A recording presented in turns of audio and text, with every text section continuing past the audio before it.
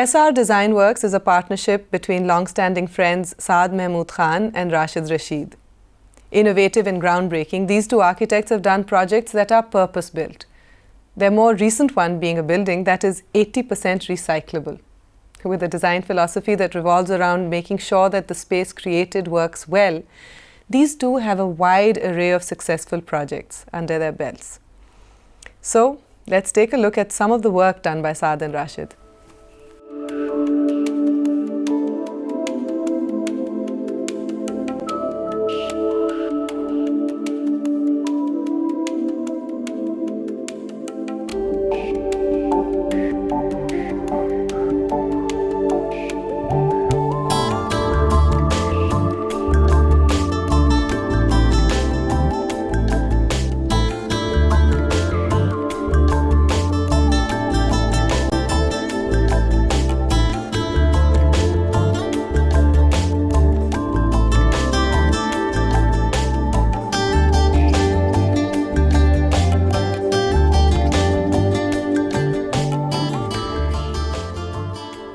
There we've seen some of Saad and Rashid's work, and we have them with us in the studio right now to talk about their work a little bit more.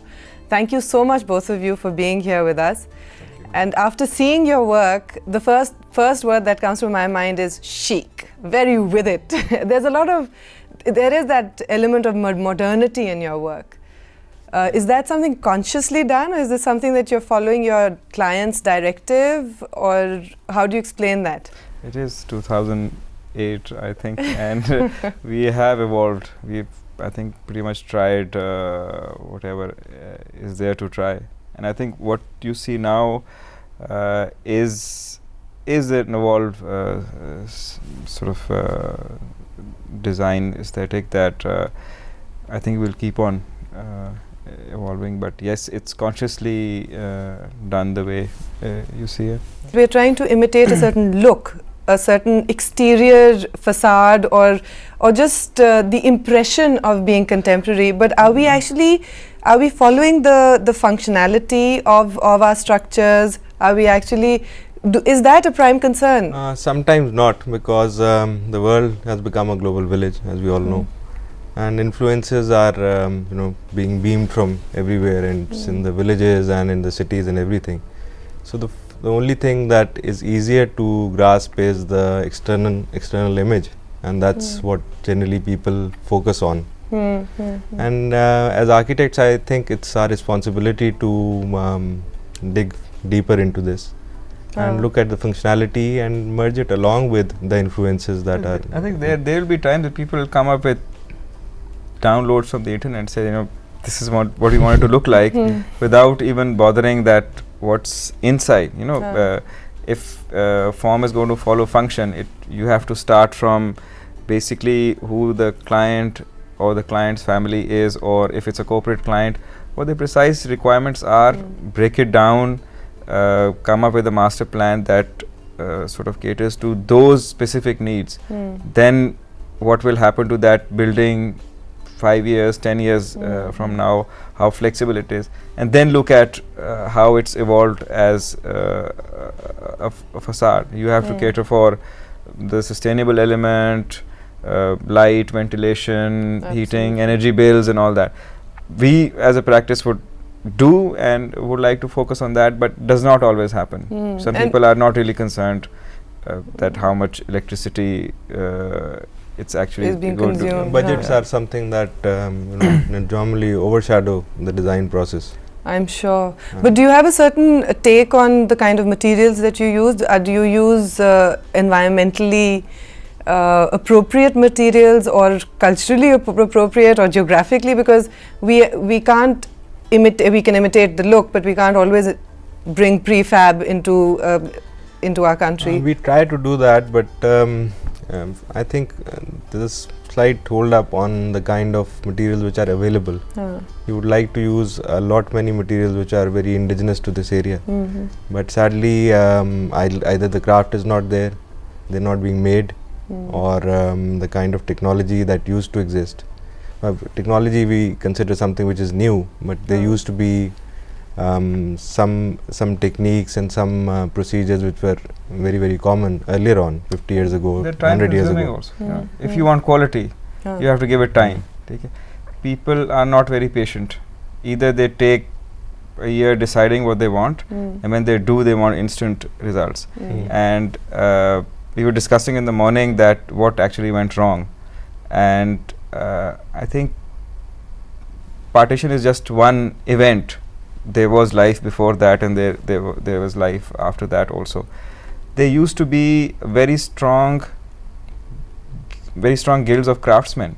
Absolutely. Who not always required architects to for design, and there was this Ustad Shagird apprenticeship that died down, and somebody is cutting grass in the field and suddenly is a master mason 2 years down the road. That killed it for us, because you could design anything. I'm sure there were a lot of influences in the 50s and 60s from houses in all the way from Europe to the US, from California. You have Art Deco and all of that. It's not indigenous. There is obviously a lot of influences. During the British era, there were British companies here. They had Asian apprentices in India. You had all sorts of companies working, and those are the people who sort of produced architecture after partition. But there was a very strong sort of community of guild-based craftsmen, which is, I wouldn't say it is not there anymore, but they are a dying breed. And also there's been a disconnection between the practitioners of architecture and these craftsmen. And I want to ask you this. You are both graduates of NCA, and that's one of our oldest architecture schools. It is probably the oldest. How much role does that play in the way that you approach this field? Were you taught how to use indigenous materials? Were you actually in touch with contractors as part of your education? Indigenous materials, maybe we learned about the history and everything, but we were not too connected with the construction industry as such. And the craftspeople? Some of the craftspeople, like there was a woodwork department, there was people used to work with clay, so we had a basic idea. Those workshops are not there anymore. Is that right? Machines are lying outside in the courtyard. So even since you graduated, things have changed? Things have changed. And those were very relevant because on a very basic level we learned welding and basic carpentry and all, but not too much of it. But because both of us were interning second year onwards, we did get to interact with contractors and all, and we still do. I think we spend most of our time with our craftsmen, more so than our clients, because again, I repeat, quality. You can't possibly get quality till you spend time with those guys, because yes, they might not be educated, but they are educated in a certain the knowledge base is far beyond what it's experience that they have. It's amazing what they can produce without that formal knowledge, and I think it is formal knowledge, because if it's through apprenticeship over 20-30 years, and we do sort of give them special attention even in terms of the rates that we try to get them from our clients, because when they go, then there's nobody left. They need to have people working under them, maybe at a higher cost to a client, so that they can teach another generation of people. Let me come to your work, the two of you. When you're working, do you work on the same projects, or do you work on separate projects and you work on separate projects? Normally the way it works is that there's a project lead who's handling the client end of the things and the project in general. But when we are on the design stage, we sit together and basically design it. Oh, so you actually produce something which is a joint production. There's a constant communication and there's a constant critique going on. Okay. And I think that is necessary, because one person may be thinking in one direction, the other person may be able to correct him. You don't get fixated on a particular idea and then get totally. It's not just us, our associate architects also. On the initial stages, everybody is on the brainstorming session, and then it can maybe then go to I won't say junior architect because most of our architects are pretty senior, and to design, develop the design, and it's a constant interaction. It can't happen without this constant if interaction. somebody is not in on the conceptualization stage, that when it's delivery time, what you thought in the beginning may not get translated, and that's very important. Right. And so you both trained as architects. Yes. But you are doing interiors as well, is that right? Yeah. Is that part and parcel of each project, or is it sometimes the one and sometimes the other? It depends on what the requirements are. We would want to do a building inside out and outside in completely. But we do some renovation projects also. The building is already there, and then we need to go and renovate it and do the interiors. So that's. And when we're talking about interiors, we're talking about the furniture and the curtains and all of that as well? Everything. So where did you get that training? Architecture basically covers all of that, I think. No, but isn't architecture just the structure? Do you know what heights and what? It's about spaces. It's about your environment. It's outside the building. It's inside the building. It's the same thing. As architecture would cover interior design completely. I think scale. We could do this, or we could do 100,000 square foot building inside out. I think after that many years, you do get that confidence and whatever to handle things on bigger scale.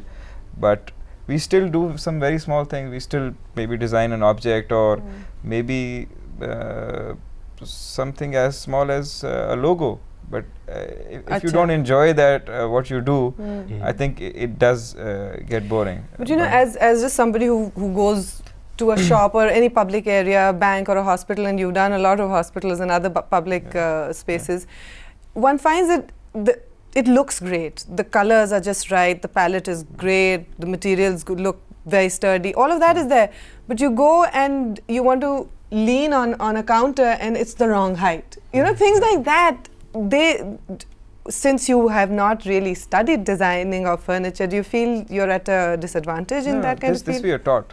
You are taught that. And Anthropometrics we are taught in great detail. Plus, we have standards. It's in books and on the internet and all that. And do it's people a standard. Follow them? Yes. Do people they actually need to look? be followed. If you have a bad design, that's an indication that it has not been followed. One last question I have from both of you. There are a lot of new development societies coming up all over the country.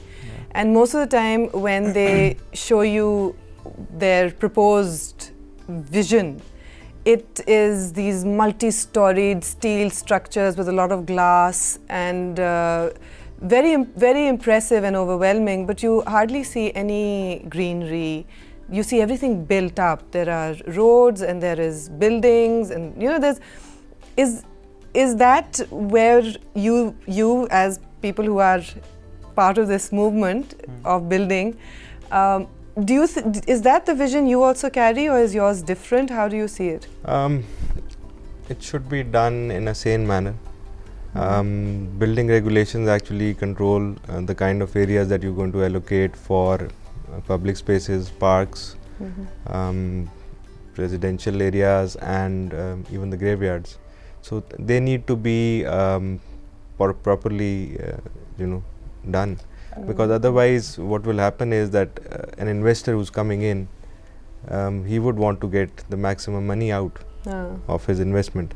So he's going to create so much pressure on the person who's planning it or the architect, that it may not be possible for the architect to actually provide like an extra 5% of public green space. So this needs to be controlled at the regulatory level. Architects can suggest, but they can't really force it. Do you? But we try to. I think we're going through a process of evolution on this one, and the localities and the developments which are not going to be environment friendly, not going to be people friendly, are not going to be very popular. And once you start losing popularity, you start losing the real estate value. So I think that is something that is eventually going to force people to be more conscious take of this. saner decisions. That is That's the process of evolution, and it has to go like this. Well, thank you both very much, Rashid Rasheed and Saad Mahmood Khan, for being with us. We'll be right back after this break.